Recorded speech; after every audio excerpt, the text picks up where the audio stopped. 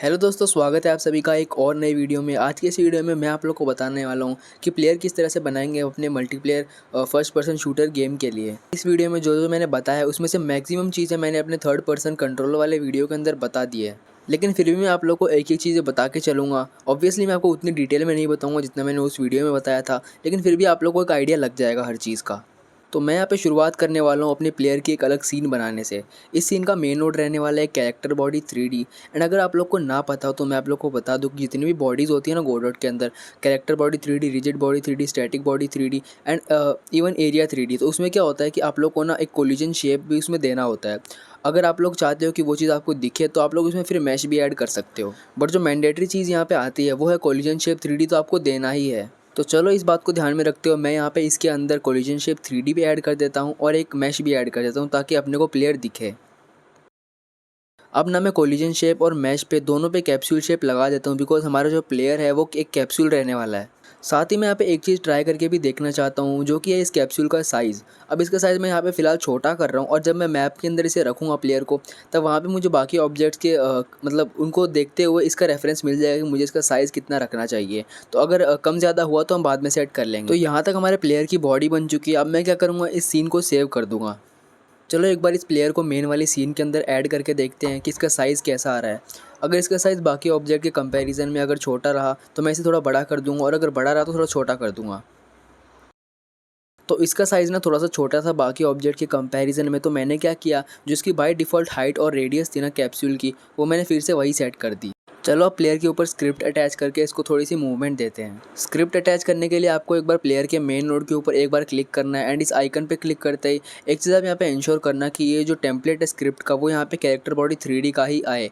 And उसके बाद इस स्क्रिप्ट को आपको सेव कर देना है जहाँ पे आप चाहो। एंड मैं यहाँ पे सेव पे क्लिक करके इसको ओपन कर देता हूँ, एंड इस तरह से हमारे पास एक टेम्पलेट आ जाएगा कैरेक्टर बॉडी 3D का। अब ये जो भी कोड इसमें लिखा हुआ है बहुत काम का। इससे क्या होगा, अपने को मूवमेंट का कोई भी कोड नहीं लिखना पड़ेगा। ऑटोमेटिक जो प्लेयर के अंदर मूवमेंट सब कुछ आ चुकी है, हम चाहे तो टेस्ट करके भी देख सकते हैं। मैंने यहाँ पे सीन को रन कर दिया, एंड जैसे मैं यहाँ पे एरो कीज़ पे प्रेस करता हूँ तो ये प्लेयर जो एकदम प्रॉपरली मूव हो रहा है। यहाँ पे जो एक कमी हमें देखने को मिलती है सीन के अंदर वो है लाइटनिंग की। मैंने यहाँ पे एक लाइट सेटअप तो कर रखी है, डायरेक्शन लाइट, ठीक है, लेकिन वो इतना इफेक्टिव यहाँ पे नहीं हो रही है।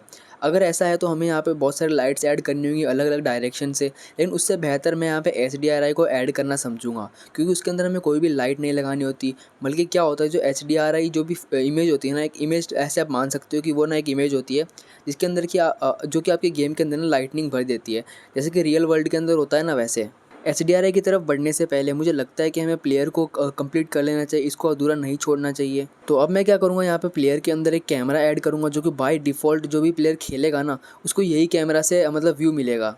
अगर आप लोगों ने मेरी पहले वीडियोस देखी है तो आप लोग को ये पता होगा कि हम कैमरा को डायरेक्टली कभी भी ऐड नहीं करते। हम क्या करते हैं, रोटेशन, पोजीशन, इन सब का फ़ायदा उठाने के लिए हम यहाँ पे एक पाइवट सेट करते हैं।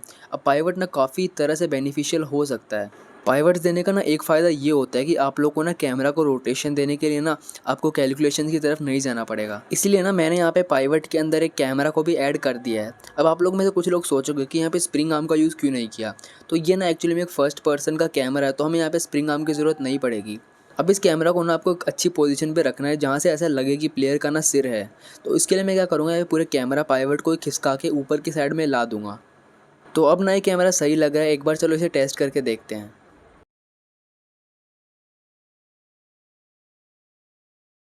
अब गाइस यहाँ पे हमारा एक काम रह गया है, वो ये है कि कैमरा को रोटेशन देना। जैसे अपन स्क्रीन के ऊपर ड्रैग करना, मान लो अपन एंड्रॉइड फ़ोन के अंदर खेल रहे हैं तो वहाँ पे स्क्रीन को जैसे ड्रैग करें तो क्या हो कि वो कैमरा ना रोटेट हो, एंड अपने को ना जहाँ पे अपन देखना चाहते हैं वहाँ पे हम उसे ले जा भी सकें। तो ये काम करने के लिए ना मैंने कैमरा पाइवट नोड के ऊपर एक स्क्रिप्ट अटैच कर दी एंड उसे सेव भी कर दिया है। कैमरा को रोटेशन देने के लिए ना मैं यहाँ पे थोड़ा सा अलग अप्रोच यूज़ करूँगा। वो ये है कि मैं एक्स वाली रोटेशन तो कैमरा पाइवट नोड को दूंगा, एंड जो वाई वाली रोटेशन है ना वो मैं उसको ना देकर सीधा प्लेयर के मेन नोड के ऊपर दूंगा। इससे हमारा एक फ़ायदा होगा, वो ये है कि जैसे प्लेयर WASD की से मूव होगा या फिर एरो की से मूव होगा ना, वो जो डायरेक्शन है ना मूवमेंट की, वो हमारे कैमरा के अकॉर्डिंग सिंक्रोनाइज हो जाएगी। नहीं तो अगर आप एक ही चीज़ को या तो प्लेयर को दोगे या कैमरा पायलट को दोगे ना, दोनों रोटेशन, तो वहाँ पे हमें बग्स देखने को मिल सकते हैं। ऐसा होगा जैसे कि देख तो कहाँ पे रहा है, और जैसे अपन W की को दबा रहे हैं तो फॉरवर्ड ना चल के और कहीं पे चल रहा है। आप लोग ये चीज़ ट्राई करके देखना, आप लोग को एक बार में समझ में आ जाएगी। एक और चीज़ जो मैं अलग करने वाला हूँ वो ये है कि मैं ना कैमरा के रोटेशन के इनपुट को डिटेक्ट करवाने के लिए सीधा इनपुट वर्चुअल मेथड का यूज़ ना करके एक कंट्रोल नोड के GUI इनपुट सिग्नल का यूज़ करूँगा। इसके अपने कई फ़ायदे हैं, जिसमें से कुछ मैंने जो मल्टी टच वाली वीडियो है उसके अंदर समझा रखा है, तो आप लोग वो वाली वीडियो जाके देख सकते हो। उस कंट्रोल नोड को ना मैं यहाँ पे एक नए कैनवास लेयर नोड के अंदर ऐड करूँगा एंड उसी कैनवास लेयर के अंदर ना हम बाकी के जो प्लेयर के बटन्स रहेंगे ना, फायर वाले वगैरह, ADS, ये सब, वो सब भी हम उसी के अंदर रखेंगे। तो गाइस यहाँ पे मैंने क्या किया है, जो मैंने नया कंट्रोल नोड ऐड किया ना कैमरा ड्रैग नाम से, उसके GUI इनपुट सिग्नल को यहाँ पे डायरेक्टली कनेक्ट कर लिया एंड उसके बाद क्या किया, जो कैमरा पाइवट नोड है ना, उसके एक्स रोटेशन को मैं यहाँ पे चेंज कर रहा हूँ। अगर आप लोग को यहाँ पे जानना है क्लैम्प फंक्शन क्या काम कर रहा है, तो आप लोग मेरा थर्ड पर्सन कंट्रोलर वाला वीडियो जाके देख सकते हो, वहाँ पे आप लोग को और अच्छे से समझ में आ जाएगा। आसान भाषा में अगर कहूँ तो ये ना रोटेशन से यही कहेगा कि तुम्हें बस यहाँ से यहाँ तक घूमना है, ना तुम इससे आगे जा सकते हो ना तुम इससे पीछे जा सकते हो, तुम सिर्फ दो लिमिट्स के बीच में रह सकते हो। बहुत अच्छा होगा अगर हम यहाँ पे रोटेशन के अंदर एक सेंसिटिविटी वाला पैरामीटर भी ऐड कर दें, जिससे कि क्या होगा, हम कैमरा की सेंसिटिविटी को कंट्रोल कर पाएंगे एंड आगे जाके इसी पैरामीटर को हम सेटिंग्स के अंदर रखेंगे एंड देखेंगे कि उस सेटिंग को सेव कैसे करते हैं। तो इस सेटिंग का हिसाब रखने के लिए ना मैं यहाँ पे एक ऑटो लोड स्क्रिप्ट तैयार कर रहा हूँ एंड मैं इसे मैनेजर नाम दे रहा हूँ। ऑटो लोड ना कुछ नहीं होता, गोडॉट के अंदर एक ऐसी स्क्रिप्ट होती है जिसके अंदर की चीज़ों को आप थ्रू आउट दी प्रोजेक्ट कहीं से भी किसी भी स्क्रिप्ट के अंदर से एक्सेस कर सकते हो। तो इसीलिए मैं क्या करूँगा, इस स्क्रिप्ट के अंदर एक नया वेरिएबल बनाऊंगा कैमरा सेंसिटिविटी करके एंड उसकी वैल्यू मैं फ़िलहाल 5 दे देता हूँ एंड फिर क्या करूँगा, जहाँ पे मैं रोटेशन दे रहा हूँ ना, वहाँ पे मैं इस वैल्यू को मल्टीप्लाई करा दूँगा। किसी भी स्क्रिप्ट को ऑटो लोड बनाने के लिए आपको जाना है प्रोजेक्ट में, प्रोजेक्ट सेटिंग्स में, यहाँ पे ऑटो लोड वाले टैब के अंदर जाके स्क्रिप्ट को सिलेक्ट करना है एंड उसके बाद ऑटो लोड का आपको नाम दे के ऐड पे क्लिक कर देना है। ऐसे आपका काम हो जाएगा। अब मैं क्या करूँगा, रोटेशन के लिए यहाँ पे जो मैंने 5 मल्टीप्लाई किया उसकी जगह मैं यहाँ पे ये वाला वेरिएबल डाल दूँगा। आपको सिंपली ऑटो लोड का नाम देना होता है एंड उसके बाद वेरिएबल का नाम देना होता है डॉट लगा के। अब यहाँ पे मेक श्योर कर लेना आप लोग, यहाँ पे जो कंट्रोल नोड है वो आपको वहाँ पे रखनी है जहाँ पे कि आप चाहते हो कि आपकी स्क्रीन के अंदर जब आप ड्रैग करो तब कैमरा रोटेट हो। तो आपको इस तरह से सेट कर लेना है जैसे मैंने यहाँ पे किया है। जब भी आप गोडॉट के अंदर टच के इनपुट को माउस से करवाना चाहते हो, तब आप लोगों को यहाँ पे जनरल के अंदर आके यहाँ पे पॉइंटिंग में आके इस वाले ऑप्शन को आपको इनेबल करना होता है, जिससे क्या होगा कि आपके माउस से जो भी कोई इवेंट परफॉर्म करोगे वो आपका एज ए टच माना जाएगा। सीन को मैंने रन कर दिया एंड यहाँ पे देखो कैमरा रोटेशन एकदम प्रॉपर्ली काम कर रहा है और जो क्लैम्प फंक्शन हमने लगाया था कैमरा के लिमिट्स लगाने के लिए वो भी यहाँ पे प्रॉपर्ली काम कर रहा है। चलो अब हम फटाफट वाई वाली रोटेशन देते हैं प्लेयर को। यहाँ पे मैंने प्लेयर वाली स्क्रिप्ट के अंदर क्या किया है, जो कैमरा ड्रैग वाला नोड था ना, उसका मैंने GUI इनपुट सिग्नल यहाँ पे भी कनेक्ट कर दिया एंड सेम तरीके से जो प्लेयर की रोटेशन है ना वाई के अंदर, उसको यहाँ पे चेंज करा है। यहाँ पे हमें क्लैम्प की ज़रूरत नहीं पड़ेगी, इसलिए मैंने नहीं लगाया। सीन को रन करके देखता हूँ तो यहाँ पे रोटेशन एकदम प्रॉपर्ली काम कर रही है एंड मूवमेंट भी एकदम प्रॉपर्ली काम कर रही है। हम दोनों काम साथ में कर पा रहे हैं एंड ऑल सेट। अब यहाँ पे एक काम जो हमारा बच रहा है वो ये है कि यहाँ पे देखो बॉक्सेस के एक साइड जो हमें ब्लैक दिख रही है, ये लाइटनिंग की प्रॉब्लम है। तो चलो इसको HDRI लगा के फिक्स करते हैं। HDRI लगाने के लिए हमें यहाँ पे एक वर्ल्ड एनवायरनमेंट नोड चाहिए होगा, तो मैं इसे मेन वाली सीन के अंदर ऐड कर लूँगा एंड यहाँ पे इसके एनवायरनमेंट में से न्यू एनवायरनमेंट बना लूँगा। HDRI डाउनलोड करने के लिए आपको आ जाना है इस पॉलीहेवन की वेबसाइट पे एंड यहाँ पे आप लोग को ढेरों HDRIs मिल जाएंगे। आपको जिस कैटेगरी का चाहिए वो आप यहाँ से सर्च कर सकते हो।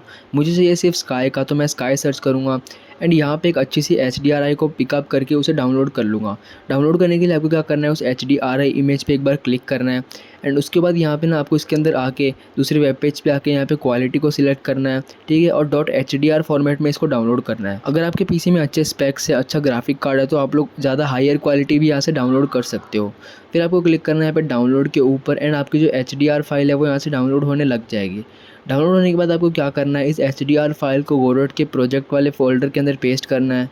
HDRI लगाने के लिए आप लोग को एनवायरनमेंट में कुछ चेंजेस करने होंगे, तो आपको जो है ना बैकग्राउंड में मोड में आपको क्लियर कलर को स्काई कर देना है। फिर आपके पास स्काई का एक और ऑप्शन आ जाएगा, इसमें आपको न्यू स्काई सिलेक्ट करना है। फिर जैसे आप इस पर क्लिक करोगे इसके अंदर आप लोग को स्काई मटेरियल के अंदर न्यू पैरानोमा स्काई पे आपको क्लिक करना है एंड फिर जब आप अगेन इस पर क्लिक करोगे तो यहाँ पे एक और रिसोर्स आपसे मांगेगा, उसमें आप लोग को इस HDRI को रखना है। यहाँ पे मेन सीन के अंदर HDRI एकदम प्रॉपर्ली लग चुकी है। HDRI के काफ़ी सारे फ़ायदे होते हैं। एक फ़ायदा ये होता है कि अपने को लाइटनिंग की चिंता नहीं करनी होती। जैसी HDRI होती है ना उसके अकॉर्डिंग अपनी पूरी सीन के अंदर लाइटनिंग हो जाती है। इवन HDRI में जो कलर्स होते हैं ना वो भी हमें सीन के अंदर रिफ्लेक्ट होते हुए दिखते हैं।